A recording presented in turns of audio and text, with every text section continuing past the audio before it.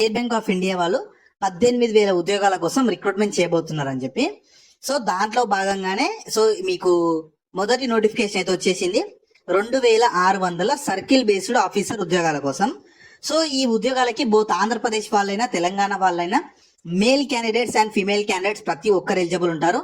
And select అయ్యాక మీకు మన ఓన్ స్టేట్ లోనే కూడా పోస్టింగ్ ఉంటుంది. ఓన్ స్టేట్ లోనే ఎగ్జామ్ కూడా కండక్ట్ చేసి సెలెక్షన్ చేస్తారు. సెలెక్ట్ అయిన వాళ్ళకి మాత్రం స్టార్టింగ్ లోనే అన్ని అలవెన్సెస్ కలుపుకొని నెలకి 70,000 వరకు జీతం అయితే పొందొచ్చు. సో మీకు ఇంట్రెస్ట్ ఉండి ఓన్ స్టేట్ లోనే మంచి SBI లో పర్మనెంట్ జాబ్ చేయాలనుకునే వాళ్ళు అవకాశాన్ని మాత్రం మిస్ చేసుకోకండి. నేను ఇదే వీడియోలో జాబ్స్ కి సంబంధించిన ఫుల్ డీటెయిల్స్ ఎక్స్ప్లెయిన్ చేస్తాను. మీరు వీడియోని మాత్రం ఎక్కడ కూడా స్కిప్ చేయకుండా లాస్ట్ వరకు అయితే చూడండి. సో ఇందులో ఫస్ట్ ఇంపార్టెంట్ డేట్ చూడండి, 9th May 2025 నుంచి 29th May 2025 వరకు మీరు ఆన్లైన్ లో అప్లై చేసుకోవాలి. సో నేను మళ్ళీ చెప్తున్నాను, మీకు చెప్పినట్లుగానే వీడియో నోటిఫికేషన్ స్టార్ట్ అయిన వెంటనే వీడియో చేస్తున్నాను. అప్లికేషన్ ప్రాసెస్ కూడా ఇదే వీడియోలో చెప్తాను కాబట్టి మీరు వీడియోని ఇంకా లైక్ చేయకుండా చూస్తే మాత్రం ఖచ్చితంగా వీడియోని లైక్ చేసి స్కిప్ చేయకుండా ఎండ్ వరకు అయితే చూడండి. సో అండ్ అలాగే వాళ్ళు ఇక్కడ క్లియర్ గా ఇచ్చారు, invited from eligible Indian citizens. So Indian citizens ఎవరైనా ఈ జాబ్స్ కి ఎలిజిబుల్ అయితే ఉంటారు.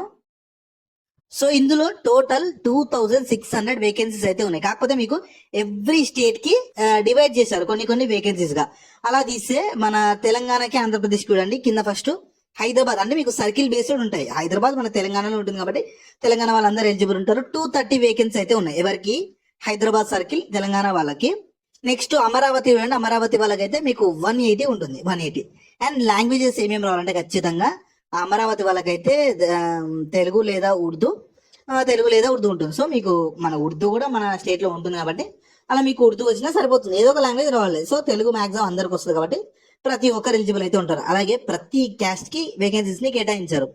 SC వాళ్ళకున్నాయి, ST వాళ్ళకున్నాయి, OBC వాళ్ళకున్నాయి, EWS వాళ్ళకున్నాయి, జనరల్ వాళ్ళకున్నాయి, ఇంకా PWBD వాళ్ళకు కూడా సపరేట్ గా వేకెన్సీ అయితే ఇచ్చారు. సో మీకు ప్రతి కేటగిరీకి వేకెన్సీస్ ఉన్నాయి కాబట్టి ఇంట్రెస్ట్ అండ్ ఎలిజిబిలిటీ ఉన్న వాళ్ళు మాత్రం అవకాశాన్ని అస్సలు మిస్ చేసుకోకండి. సో ఇందులో సెలెక్ట్ అయిన వాళ్ళకి శాలరీస్ చూడండి, మీకు స్టార్టింగ్ లోనే శాలరీ 48,480 రూపాయలు ఇస్తారు. కానీ వీటితో పాటు మీకు చూడండి dearness alliance, HRA house rent alliance, lease rental అని చెప్పి, ఇంకా CCA అని చెప్పి, PF provident fund, contributory pension fund, ఇలా మీకు అన్ని అలయన్సెస్ కలుపుకొని మీరు మంత్లీ 70,000 వరకు జీతం అయితే పొందొచ్చు.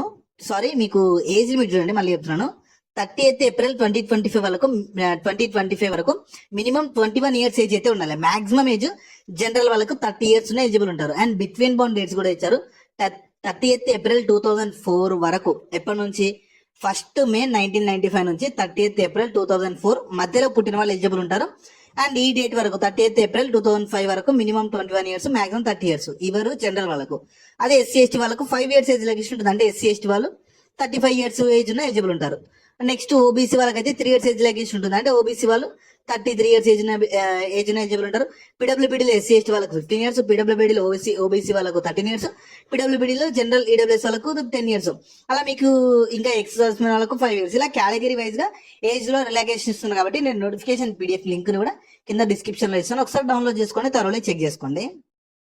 నెక్స్ట్ క్వాలిఫికేషన్ ఏముండాలండి, మీరు any discipline from any graduation, అంటే any graduation in any discipline, అంటే మీరు ఏ డిగ్రీ చేస్తే ఎలిజిబుల్ ఉంటారు. డిగ్రీ, బీటెక్, B.Pharmacy, ఇంకా మీరు పోస్ట్ గ్రాడ్యుయేషన్ ఏదైనా మెడికల్లో కానీ, ఇంజనీరింగ్ లో కానీ, CA చార్టెడ్ అకౌంట్ లో కానీ, కాస్ట్ అకౌంట్ లో కానీ ఏది చేసినా సరే ఈ జాబ్స్ కి ఎలిజిబుల్ అయితే ఉంటారు.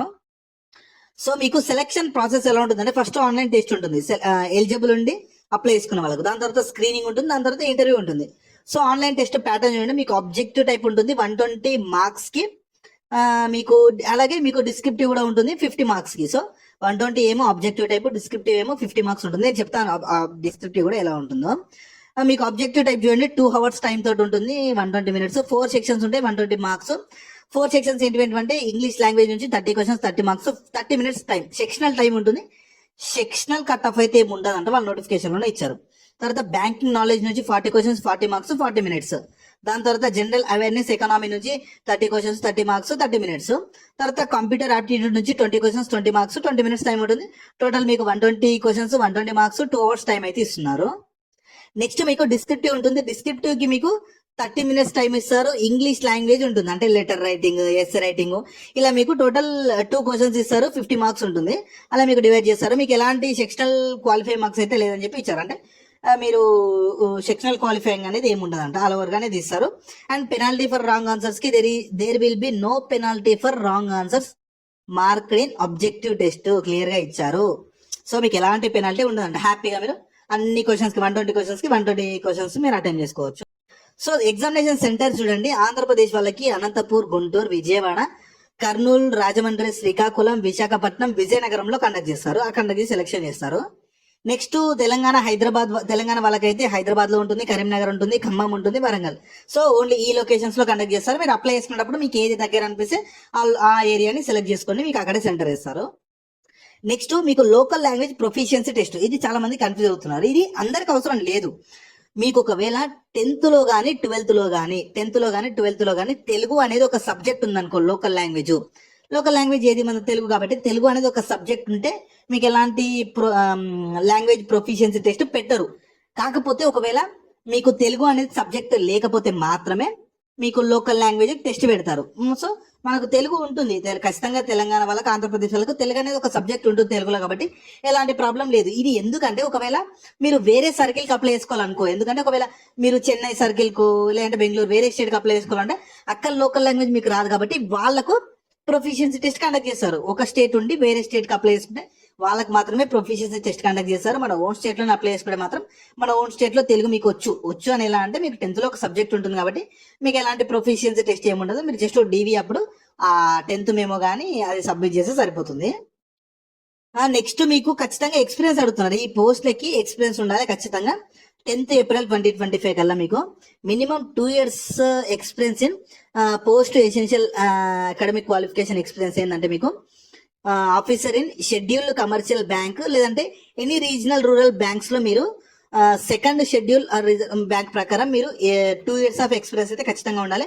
ఏదో ఒక దాంట్లో షెడ్యూల్డ్ కమర్షియల్ బ్యాంక్ లో కానీ ఎనీ రీజనల్ రూరల్ బ్యాంక్స్ లో మీకు ఖచ్చితంగా మినిమం 2 years ఆఫ్ ఎక్స్పీరియన్స్ అయితే ఈ జాబ్స్ కు ఉండాలి. క్వాలిఫికేషన్ తో పాటు ఎక్స్పీరియన్స్ ఉన్న వాళ్ళు మాత్రమే ఈ జాబ్స్ కి ఎలిజిబుల్ ఉంటారు. ఒకవేళ మీకు లేకపోయినా సరే మీ ఫ్రెండ్స్ అండ్ ఫ్యామిలీ మెంబర్స్ లో ఎవరికన్నా ఎక్స్పీరియన్స్ ఉంటే షేర్ చేయండి. చాలా అంటే చాలా యూజ్ అవుతుంది. ఎందుకంటే ఈ ఎక్స్పీరియన్స్ ఉన్న వాళ్ళు చాలా తక్కువ ఉంటారు కాబట్టి చాలా బెనిఫిట్ అయితే అవుతుంది. సో మీరు అప్లికేషన్ ప్రాసెస్ కి వెళ్లే ముందు కొన్ని డాక్యుమెంట్స్ రెడీ చేసి పెట్టుకోవాలి. ఒకటి photograph, signature, left thumb impression, hand return declaration. ఈ 4 అయితే ఇంకా అప్లికేషన్ ప్రాసెస్ లో అడుగుతారు. ఖచ్చితంగా రెడీ చేసి పెట్టుకోండి. మీకు అవి ఏ సైజెస్ లో ఎంత ఉండాలి అన్ని అయితే జేపీజీ లేదా జేపీఈజీ ఫార్మాట్ లోనే ఉండాలి. సో వీటికి సంబంధించి అన్ని డీటెయిల్ గా మీకు నోటిఫికేషన్ పీడిఎఫ్ లో ఉన్నాయి. ఒకసారి డౌన్లోడ్ చేసుకోండి, థరోలీ చెక్ చేసుకోండి. అప్లికేషన్ ఫీ అయితే ఛార్జ్ చేస్తున్నారు.